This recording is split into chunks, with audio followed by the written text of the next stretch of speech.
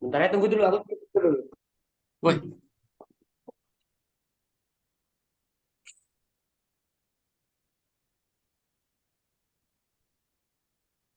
Oke, Assalamualaikum warahmatullahi wabarakatuh. Salam sejahtera bagi kita semua.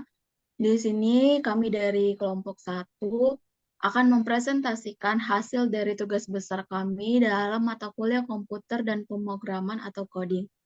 Sebelumnya, izinkan kami memperkenalkan diri. Saya Dinar Jania Rani Pasaribu dengan NPM E1J023017 dan teman-teman saya. dengan saya sendiri, Christian Pandapoto Nasibuan dengan NPM E1J023047. Dan saya Dia Suda Pratama dengan NPM E1J023058. Dan teman kami satu lagi bernama Bayu Ikhwani tidak dapat membersamai karena sedang sakit dengan MPM S1J023099. Nah, pada tugas besar kali ini kami membuat aplikasi simulasi populasi dengan dosen pengampu Bapak Muhammad Yusa Eskom MMkom dan asisten praktikum Mareta Aliana G1A021038. Baiklah, selanjutnya saya akan memberikan kesempatan kepada teman saya Dias untuk menjelaskan PPT dan aplikasi simulasi populasi. Oke, baik, terima kasih. Yang pertama itu latar belakang pemrograman. Latar belakang pembuatan aplikasi simulasi populasi dapat berasal dari beberapa motivasi yang berbeda. Pertama, dalam konteks pendidikan, aplikasi semacam itu dapat membantu siswa atau peserta pelatihan untuk memahami konsep-konsep kompleks tentang dinamika populasi dengan cara yang interaktif dan memikat. Kedua, dari perspektif penelitian, simulasi populasi dapat digunakan untuk menguji hipotesis tentang faktor-faktor yang mempengaruhi pertumbuhan populasi, migrasi, atau distribusi demografis. Aplikasi simulasi populasi adalah alat yang kuat untuk memahami dinamika populasi dan skenario-skenario yang mungkin terjadi di masa depan. Biasanya, aplikasi semacam itu dibuat untuk tujuan pendidikan, penelitian, atau perencanaan kebijakan. Alat ini memungkinkan pengguna untuk memanipulasi variabel seperti tingkat kelahiran, tingkat kematian, migrasi, dan faktor-faktor lainnya untuk melihat bagaimana populasi akan bereaksi terhadap perubahan tersebut. Latar belakang pembuatan aplikasi semacam itu bisa berasal dari kebutuhan akan pemahaman yang lebih baik tentang perubahan populasi dalam konteks tertentu, atau sebagai alat untuk mengajarkan konsep-konsep demografis dan ilmu populasi kepada siswa atau pemangku kebijakan. Kemudian ada tujuan pemrograman, yaitu yang pertama membangun aplikasi simulasi populasi sederhana dalam C++ yang dapat digunakan untuk mempelajari dinamika populasi. Kemudian yang kedua, mengidentifikasi faktor-faktor yang dapat mempengaruhi pertumbuhan populasi. Dan yang terakhir yaitu yang ketiga, mengevaluasi manfaat aplikasi simulasi populasi dalam berbagai bidang. Kemudian terdapat manfaat, yang pertama membantu memahami dinamika populasi, yang kedua memprediksi tren populasi di masa depan, kemudian yang ketiga mengevaluasi kebijakan populasi, yang keempat meningkatkan kesadaran tentang isu-isu populasi, dan yang terakhir yaitu yang kelima meningkatkan pendidikan dan pelatihan.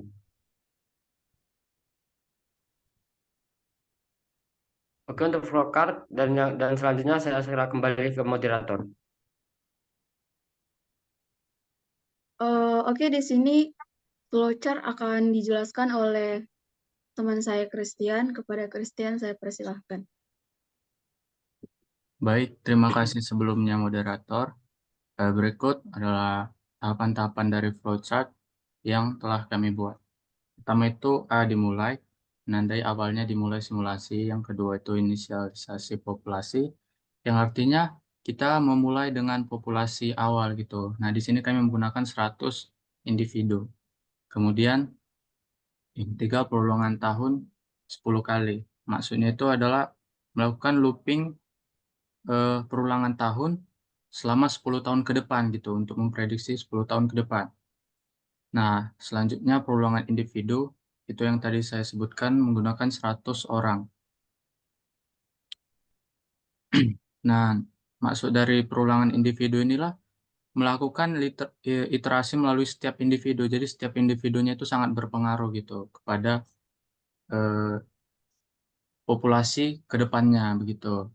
Nah, selanjutnya kita masuk ke input. Individu itu hidup iya atau tidak gitu kan. Jika individunya mati atau meninggal begitu kan, maka dilewati saja, maka tidak berlanjut karena tidak mungkin individu yang mati memiliki keturunan begitu. Nah, jika iya, maka individu tersebut dapat mencari pasangan begitu. Nah, jika sedang mencari pasangan, ada ya dan tidaknya. Jika dia tidak menemukan pasangan, maka dia akan tidak dapat mempunyai keturunan begitu. Nah, jika dia menemukan pasangan, maka pasangan tersebut akan melahirkan, kemudian melakukan simulasi kematian acak dengan peluang 1%. Jika di dalam simulasi itu individunya mati, maka status hidup tersebut dianggap false atau mati begitu. Nah, kemudian kita menghitung statistiknya, populasi saat ini, jumlah individu, jumlah pria, dan jumlah wanitanya. Kemudian kita menampilkan statistik populasi yang menampilkan informasi statistik populasi yang sudah melalui simulasi kematian begitu. Nah, akhirnya kita akan mendapatkan jumlah populasi yang ada setelah melalui misalnya percabangan seperti tidak tidak tidak mendapatkan pasangan, tidak mempunyai keturunan gitu, dan ada kemungkinan mati juga. Jadi hasil akhirnya itu dapat beragam, dapat kita atur juga sesuai dengan kebutuhan kita begitu. Lalu yang terakhir berakhir yang menandakan bahwa iterasi perulangan kita selama 10 tahun itu sudah selesai jika kita menggunakan waktu 10 tahun gitu. Terima kasih. Dan source code. Saya kembalikan kepada moderator. Baik, untuk source code-nya kami akan langsung tampilkan lagi. Nah, di sini untuk penjelasan source code-nya sendiri, untuk simulasi populasi di atas terdiri dari beberapa bagian. Yang pertama, deklarasi struktur dan fungsi. Struktur individu, usia, menyimpan nilai usia individu dalam tahun. Jenis kelamin, menyimpan jenis kelamin individu, pria sama dengan true dan wanita sama dengan false. Hidup, menyimpan status hidup individu, hidup true, mati false. Fungsi dapat bereproduksi, mengembalikan true jika dua individu dapat berproduksi, dan false jika tidak. Memeriksa apakah kedua individu masih hidup, berusia minimal 18 tahun, dan jenis kelaminnya berbeda. Fungsi melahirkan anak, menghasilkan individu baru atau anak dari dua individu, ayah dan ibu dan ayah. Mengatur usia anak ke 0, jenis kelamin secara acak, pria atau wanita, dan status hidup ke true. Yang kedua, inisialisasi populasi awal. Membuat populasi awal dengan 100 individu. Setiap individu memiliki usia acak antara 1 dan 50 tahun. Jenis kelamin acak, pria atau wanita, dan status hidup true atau hidup. Yang ketiga, loop simulasi. Looping selama 10 tahun untuk menjalankan simulasi. Di dalam loop, simulasi kelahiran dan kematian melalui setiap individu dalam populasi. Jika individu mati, lewati. Cari pasangan untuk bereproduksi dengan memeriksa individu lain. Jika pasangan ditemukan, lahirkan anak baru dengan fungsi melahirkan anak. Lakukan simulasi kematian acak dengan peluang 1%. Menampilkan statistik populasi, menampilkan tahun simulasi, menampilkan jumlah individu dalam populasi, menampilkan jumlah individu pria dan wanita. Keempat, pengembangan simulasi. Simulasi ini dapat dikembangkan lebih lanjut dengan menambahkan faktor-faktor lain yang mempengaruhi populasi seperti penyakit, migrasi, dan sumber daya alam. Algoritma yang lebih kompleks untuk pemilihan pasangan dan reproduksi. Visualisasi data populasi dengan grafik atau diagram. Oke, segitu penjelasan yang dapat kami sampaikan. Selanjutnya kami akan menampilkan source code kami pada Programmis. Ya nggak sih?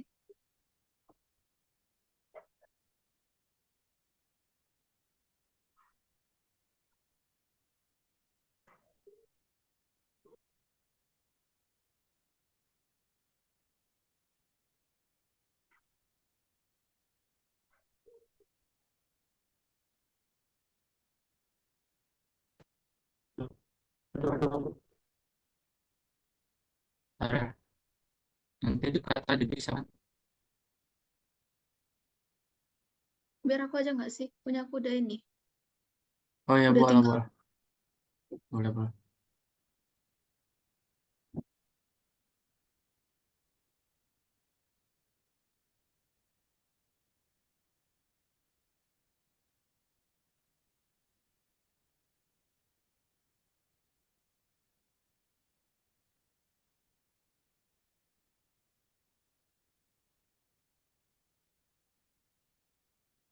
Baik, ini untuk shortcut kami sudah kami masukkan. Ketika kita klik run, maka untuk tahun pertama dari 100 individu data yang dimasukkan, untuk tahun pertama jumlah individunya ada 176 dengan pria 86 dan wanita 90. Tahun kedua jumlah individu 252 dengan pria 125 dan wanita 127. Tahun ketiga jumlah individu 326, pria 165 dan wanita 161. Tahun keempat jumlah individu 400, pria 208 dan wanita 192. Tahun kelima jumlah individu 474 dengan pria 254 dan wanita 220. Tahun ke-6 jumlah individu 546, pria 289 dan wanita 257. Tahun ke-7 jumlah individu 618 dengan pria 316 dan wanita 302. Tahun ke-8 jumlah individu 690, pria 348 dan wanita 342. Tahun ke-9 jumlah individu 762 dengan pria 382 dan wanita 380. Tahun ke-10 jumlah individu 834 dengan pria 412 dan wanita 422. Namun, angka-angka ini akan berubah jika kita merubah jumlah data per orangnya ataupun jumlah tahunnya. Mungkin ada tambahan dari teman-teman saya sekalian. Terima kasih. Mungkin kita ubah di jumlah orangnya. Jumlah Oh, orang nah, itu. di sini Jadi lebih sedikit, mungkin 50 atau gimana. diubah ke 50. Di sini 50. Udah, Tahunnya udah cukup seperti itu. Atau 5 tahun, coba 5 tahun. 5 tahun.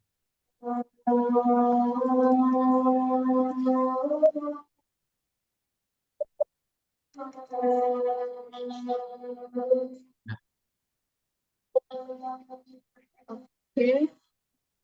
Ketika diubah, maka individunya juga akan semakin mengecil.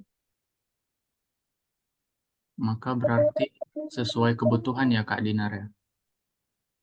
Ya, semua kita bisa memasukkan jumlah individu dan jumlah perulangan tahun sesuai dengan yang kita butuhkan. Oke? Udah. Udah cukup sepertinya. Mungkin sekian yang dapat kelompok kami sampaikan. Jika ada kekurangan kami mohon maaf. kami akhiri. Assalamualaikum warahmatullahi wabarakatuh. Salam sejahtera untuk kita semua.